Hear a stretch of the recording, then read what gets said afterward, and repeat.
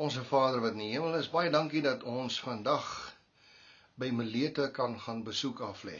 Daar waar Paulus die ouderlinge bymekaar geroep het om vir 'n laaste keer met hulle te gesels en vir hulle voor te berei vir wat kom. Dankie dat ons kan aandag gee daaraan. Ons bid in die naam van Jesus. Amen. Milete is uniek ten opsigte van Bybelse geskiedenis, want dit dien as 'n samevoegingspunt tussen geloof en argeologie. Die antieke stad het eens kultureel en ekonomies floreer, maar dis ook ten nouste verbind met veranderende momente in die vroeë Christelike tydperk. Dit was juis in hierdie stad waar Paulus sy hartroerende afskeidstoespraak aan die ouderlinge van Efese gelewer het. Hierdie gebeurtenis was emosiebelaai en was 'n gewigtige teologiese moment. Ons vind hierdie verhaal in Handelinge 20 vers 17 tot 38. Hierdie afskeid van Paulus vang die diepe band tussen Paulus en die vroeë Christelike gemeenskappe mooi vas. Paulus was op reis na Jerusalem en hy wou nie by Efese omvaar nie. Hy vra vir hom verby te hou. Maar hy vra ook die ouderlinge van Efese om hom in Milete te kom ontmoet, nie ver daarvandaan nie. Hy is bewus daarvan dat sy reis vol gevare en onsekerheid was, maar hy onthou ook dat hy 'n betekenisvolle tydperk in Efese spandeer het en hy wil dus met die ouderlinge praat. In sy toespreking herroep hy sy bediening onder hulle en hy benadruk die versoekinge en moeilike tye wat hy in die gesig moes staar in Efese. Maar hy lig ook die toewyding uit waarmee hy die evangelie verkondig het. Hy moedig hulle ook passievol aan om getrou te bly en standvastig te wees. Hy waarsku hulle oor die uitdagings wat gaan kom, die wrede wolwe in skaapsklere wat die kudde sal binnendring, en hy dring aan dat hulle herders sal wees met dieselfde toewyding as wat hy getoon het vir die kudde. Paulus onderstreep ook die belangrikheid van nederigheid en selfloosheid as karaktereienskappe in leierskap. Hy herinner hulle aan sy eie voorbeeld en hoe hy met sy eie hande gewerk het om homself te onderhou. Hierdie nederigheid is die hoeksteen van Paulus se bediening en 'n blywende les vir die wat agterbly. Hy vra hulle om hierdie erflating van nederigheid voort te sit en om te sorg vir die swakkes en die woorde van Jesus te onthou dat dit beter is om te gee as om te ontvang.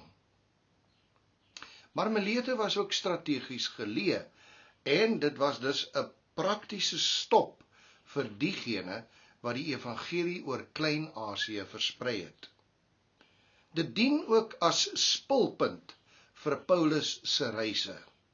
Dit was hierdie praktiese bruikbaarheid van Milete wat die verspreiding van die vroeë Christendom moontlik gemaak het. Ja, die meer dramatiese gebeure in Jerusalem of Rome het net baie dikwels hierdie belangrike waarde van Milete oorskadu. Behalwe vir die logistieke belangrikheid van Milete, was dit ook die plek waar die dinamiek van verhoudinge binne die vroeë Christelike kerk plaasgevind het. Dit dui vir ons op die interkonnektiwiteit van die vroeë Christelike gemeenskappe. Hierdie gemeenskappe was nie geïsoleerd nie.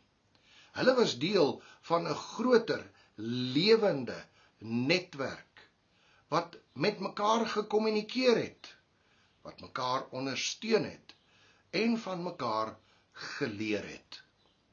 Milete, kan ons maar sê, was die plek waar vroeë Christelike verhoudinge aan mekaar en ineen geweef is. Kom ons buig ons hoofde. Here, Dankie dat ons vandag by Milete kon besoek aflê, daar waar Paulus met die ouderlinge gepraat het.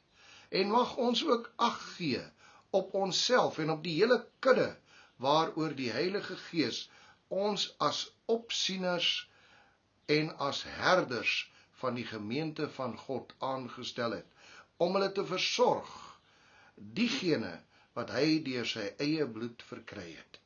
Ons bid dit in die naam van Jesus. Amen. Ek staan nou eintlik hier op 'n bergie, op 'n heuweltjie wat vroeër 'n eiland was. Hier in hierdie holte sal julle eintlik water moet voorstel. Daar waar julle sien die voorgrond, kom ek kyk net of ek nou my vinger raak kan inkry. Daarso. Daar waar julle dit sien. Daar het 'n monument gestaan en dit was by die hawe of naby die hawe. En daar so eentjie verder, daar waar julle daai pilare sien, dit is die markplek, die markterrein of die agora, soos wat ons sal sê. So tussen daar en daar iewers het Paulus vir Timoteus ontmoet op sy heel laaste sendingreis, op pad toe hy hier gestop het en gesê het, hy kan nie nou na Efese toe gaan nie. Julle kan daarvan gaan lees in Handelinge 20. Die laaste plek waar Paulus gepreek het in Asië, Milete. Dis hierso, hier waar ons hier staan en waar ons hier kyk. Hier agter my 'n fantastiese amfitheater wat ook interessante inskrywings het wat ons na gekyk het. Maar die belangrike hier is Paulus wat hier gestap het. Daar iewers by daardie monument, tussen daardie monument en tussen die agora of die markplein, dis waar Paulus sou gewees het. En soos ek sê, ons staan op die koppietjie, want die water het om hierdie koppietjie, dit was 'n eiland gewees, een van die antieke eilande. So dit sou omring gewees het deur water. Hier sou Paulus ingekom het, hier sou hy gepraat het, en van hier af sou hy weer vertrek het.